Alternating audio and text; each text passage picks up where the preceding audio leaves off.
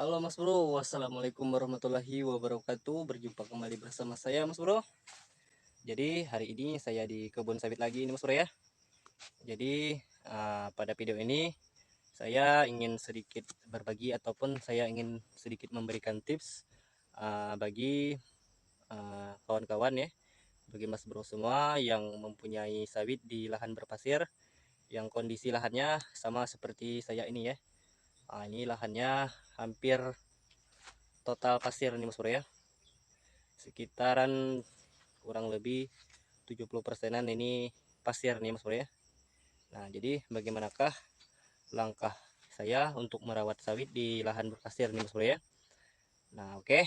Jadi yang pertama itu kita harus lebih sering ya memberikan pemupukan ya, baik itu dolomit, urea, fosfat maupun KCl itu ya. Jadi kalau misalnya di lahan mineral ataupun lahan non pasir ya, itu kan biasanya kita buat 2 semester ya, ataupun 2 kali pemupukan dalam setahun ya. Nah, tetapi berbeda halnya kalau kita menanam kelapa sawit itu di lahan berpasir seperti ini Mas Bro ya. Nah, ini ya.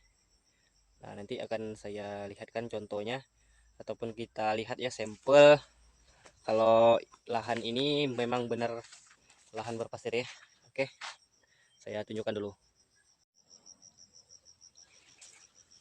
Nah, inilah Mas Bro ya. Kita bisa lihat sama-sama ini. Ya Mas Bro ya. Ini teksturnya sangat berpasir nih Mas Bro ya. Nah,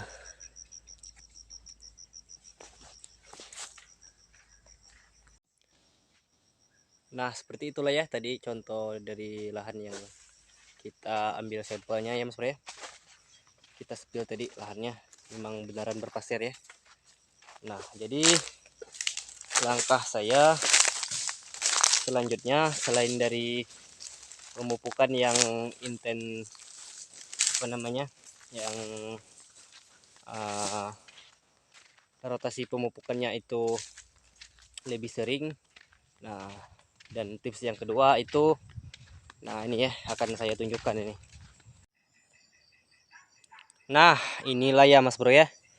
Inilah tanaman yang disebut tanaman pakis ini Mas Bro. Nah, tanaman pakis ini kalau bisa jangan kita kendalikan ya, ataupun jangan kita semprot, karena tanaman pakis ini itu sangatlah memberikan manfaat yang positif ya bagi pertumbuhan maupun perkembangan dari kelapa sawit itu sendiri ya Mas Bro ya. Jadi tanaman pakis ini adalah salah satu penyumbang dari bahan organik ini Mas Bro ya. Jadi ini patut kita pertahankan untuk menjaga kelembapan daripada sistem perakaran tanaman kita ya Mas Bro ya. Kalau kita berkebun sawit itu usahakan jangan terlalu bersih ini Mas Bro ya. Nah, kecuali Mas Bro ya, kecuali kalau misalnya di kebun kita itu terdapat ilalang ya. Nah, ilalang itu seperti ini Mas Bro ya. Nah, ini dia ilalang ya. Nah, kalau ilalang ini wajib ataupun seharusnya kita berantas nih Mas Bro ya. Dan juga ini ya Mas Bro ya. Ini dia. Ini apa lagi ini Mas Bro? Ini gulma berkayu ini Mas Bro ya. Ataupun tunas. Nah, ini sangat wajib untuk dikendalikan ya. Karena kenapa? Karena inilah yang nantinya kalau dia semakin kita biarkan dia semakin besar ya. Otomatis kalau dia semakin besar ini akan menjadi pesaing berat daripada tanaman kita ini. Nah, jadi tanaman kita ini tidak bisa menyerap unsur hara ataupun pupuk yang kita berikan ya Mas Bro ya. Nah, dalam kata lain gulma ini ataupun gulma kayuan ini akan secara lebih lebih cepat responnya dalam menyerap unsur hara ataupun pupuk yang kita berikan ya Mas Bro ya. Nah, oke. Nah itu ya, itu adalah tips yang kedua ya Mas Bro ya. Nah yang pertama tadi itu tipsnya kita harus memberikan pemupukan ataupun rotasi pemupukan itu harus lebih sering ya. Kalau misalnya di lahan mineral ataupun di lahan yang non pasir yang seperti saya sebutkan tadi, nah itu kita boleh memberikan setahun cuma 2 kali ya, dosis 3 kilo per pohon, jadi per tahunnya itu 6 kilogram ya Mas Bro ya. Nah, tapi beda cerita kalau kita menanam di lahan pasiran seperti ini. Nah, kalau kita nanam kelapa sawit di lahan berpasiran seperti ini, nah kita itu minimal 4 kali ya memberikan pemupukan di dalam tanaman kita itu per tahunnya. Nah, dosis boleh kita samakan ya, seperti di lahan mineral. Itu dosisnya 6 kilo sampai 7 kilogram per pokok per tahun ya, untuk kondisi kebun ataupun kondisi tanaman kelapa sawit yang sudah seperti ini tingginya ya. Nah ini kondisi kebun ini ataupun usia dari kebun ini sekitaran 12 tahunan ya Mas Bro ya. Nah jadi itu dosisnya 6 sampai 7 kilogram.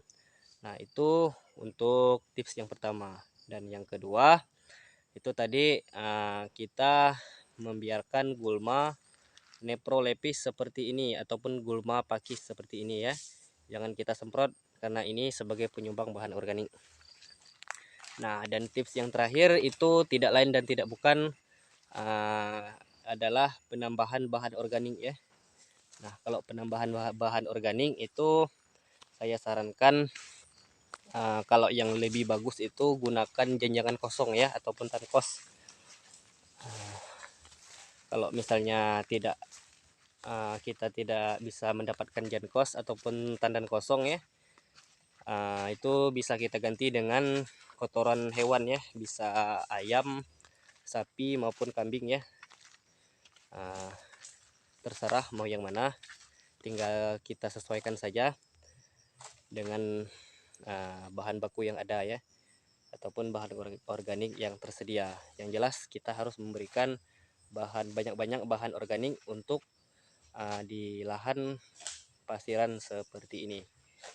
Nah, oke Mas Bro, bagi kawan-kawan yang memiliki lahan berpasir seperti tanaman saya ini, kita harus ekstra sabar nih Mas Bro ya, karena memang ya perawatannya ini kalau kita di lahan berpasir seperti ini harus 2 kali lipat daripada yang mempunyai lahan di area lahan tanam mineral ya Mas Bro ya.